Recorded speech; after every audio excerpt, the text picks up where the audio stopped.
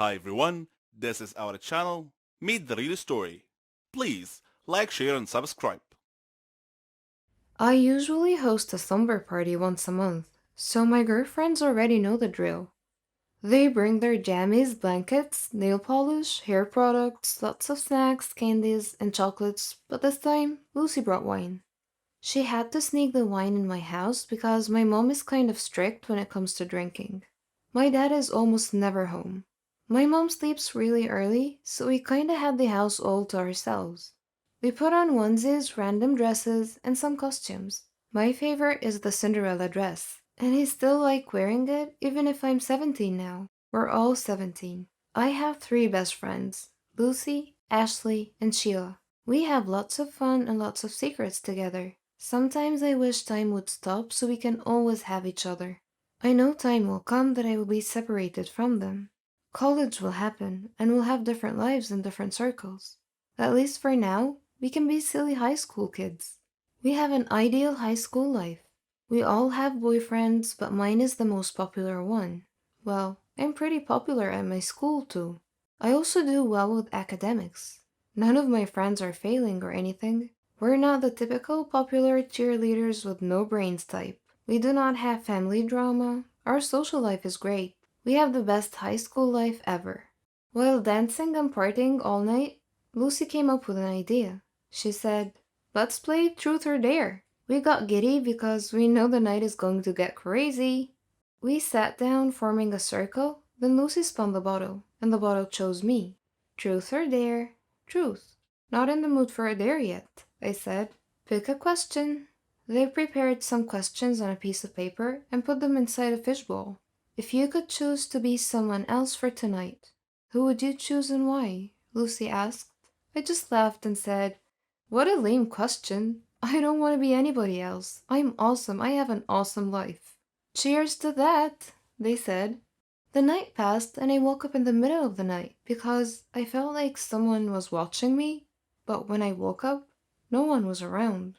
I don't know how, but my feet just started moving. I walked like I was trying to follow something or someone. My gut feelings are trying to bring me somewhere. Then, in the middle of the darkness in our backyard, I swear I heard footsteps. I felt a sting on my left shoulder. Something poked my shoulder. I removed it. I guess it's a tranquilizer? And then I passed out.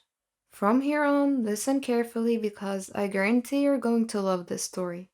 It's like a movie, and I cannot believe that this thick plot is actually my life. I tried putting together the stories that happened while I was gone, and someone else was being me.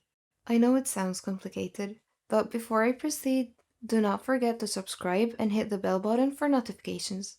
So here it goes. Someone tranquilized me, and I instantly fell asleep. By the way, my name is Nancy. You have met my friends, and I'm sure you'd like to know who drugged me and what the motive is. Meet Patricia. At first, I had no idea why she looked exactly like I do. I thought I was dreaming. Before passing out, I asked her who she was.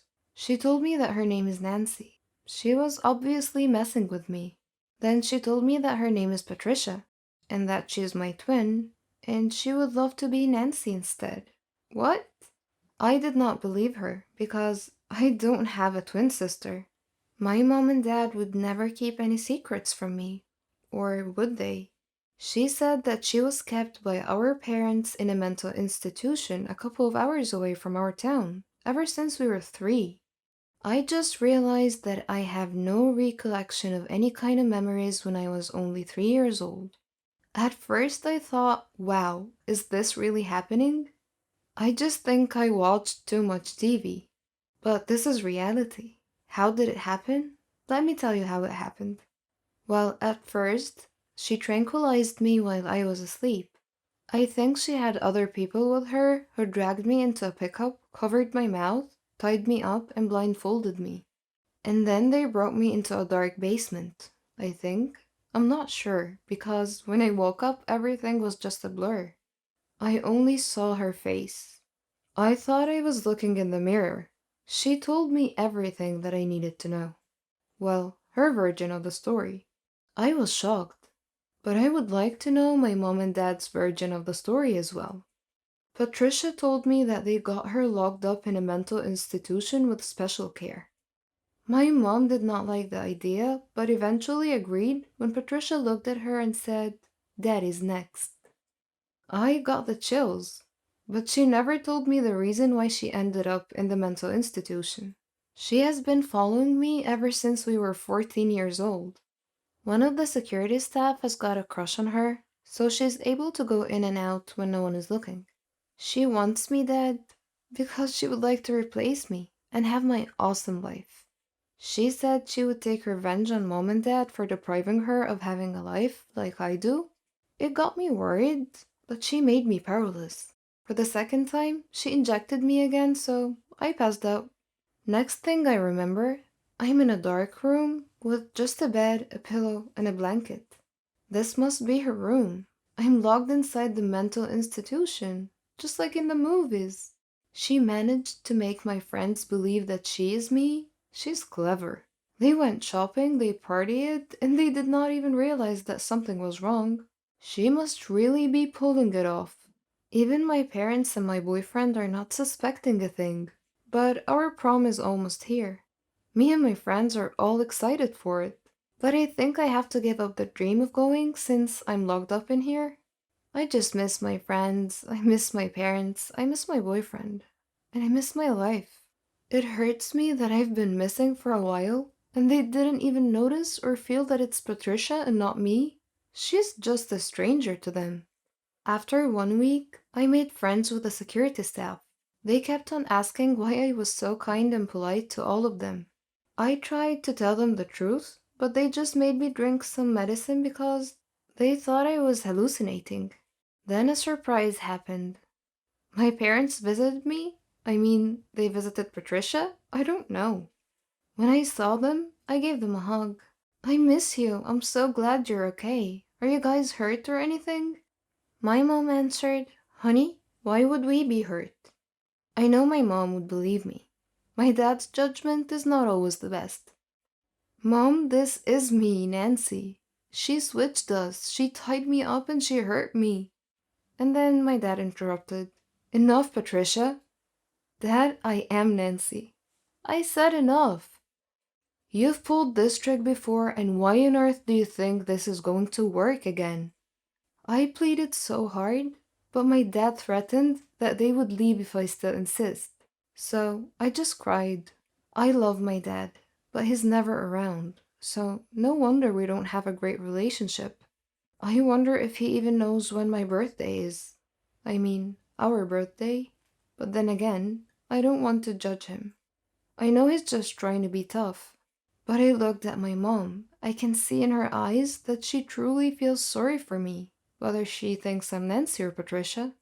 "Honey, I know things haven't been great, but a promise is a promise." "A promise?" "Yes, we will not break our promise, which is when your doctor says you're ready to go, we will bring you back home." I cried and I had a meltdown. I just couldn't help it. "Mom, I am Nancy. Please believe me, please." My dad ordered the staff to drag me out of their sight, but when they tried to grab me by my arms, I resisted, so my shirt got torn apart, baring my shoulders. My parents saw this, and they were shocked. My mom pointed on my left shoulder. Well, I had this weird birthmark on my left shoulder. Maybe they recognized it. My mom looked at my dad and said, "She is Nancy." My dad told the staff to leave us alone to talk. He gave me a hug and said, "I'm sorry. How did this happen? Why are you here? When did you meet your twin sister?" My mom said. I told them how Patricia executed her plan, but I asked them how they knew it was me. They looked at each other. My dad gave my mom a slight nod as if saying it's time to let me know. "When you were 3, I left you and Patricia upstairs to play. When I got back, I saw you on the floor with a pencil stabbed on your left shoulder. We saw Patricia holding a hammer, and your head was also bleeding, which resulted in loss of your memories. We thought you were dead." My mom did not finish the story. She started crying while leaning on my dad's chest. My dad continued, "The doctors said that if we wasted just a couple of seconds more, you might not be with us. And he let out a sigh. I have an uncle with the same situation as Patricia. The genes must have passed on to her. I'm sure that there's something wrong with her. So even at a young age, we made a special program for her to be admitted here. We had high hopes that she will become normal. I absent-mindedly responded, "You recognized me because of the scar on my shoulder? I thought it was just a weird birthmark. What are you gonna do with Patricia now?" Mom and Dad went home and proceeded to my room right away. Patricia didn't know that my parents are aware of what happened. They gave her a hug. My parents apologized to her. "We are sorry. We love you, and this is the only way we know you would be better." She instantly knew that my parents knew, and she ran away. My mother called the police but instructed them to never hurt Patricia. Patricia is a very smart girl. She went to a party with Lucy, Sheila, and my boyfriend. She told them, "I have a twin sister and she's trying to kill me." They just all laughed at her. Then I arrived, but instead of making things better, it validated her statement. "Oh my goodness, there's two of you?" my boyfriend said. I said, "Guys, it's me, Nancy." "Do not believe her, I'm Nancy, she's my evil twin," Patricia said. "Come on, this is me, we all grew up together," I said. Then I looked at my boyfriend. "Babe, you seriously didn't know it wasn't me?" "Babe, don't listen to her," Patricia said. "Can someone prove who the real Nancy is, please?" Sheila said. I had no choice but to reveal the secrets we have just to prove that I am the real Nancy.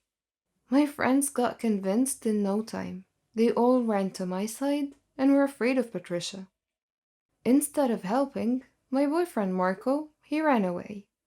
"Seriously, I think you should break up with him," Patricia told me. Then to our horror, she pulled out a gun and pointed at us.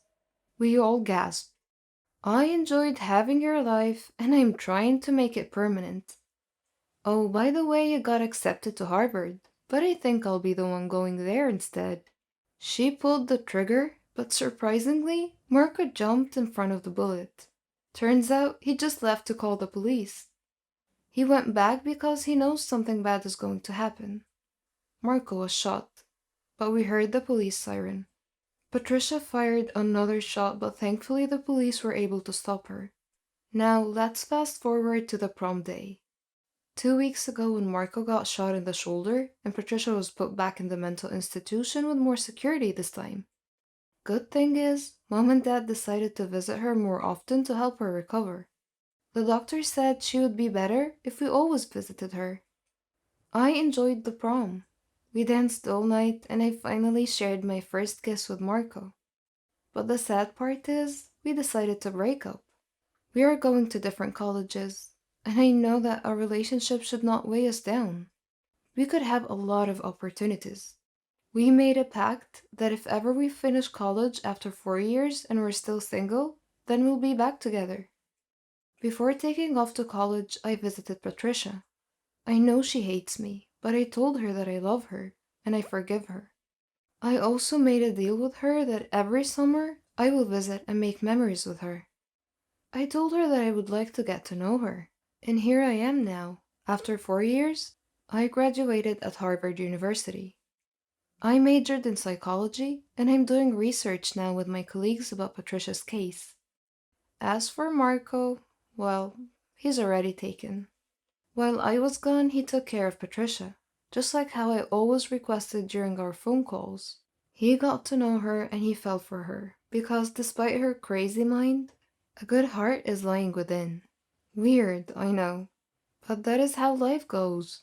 Besides, Patricia deserves a second chance, just like everyone else.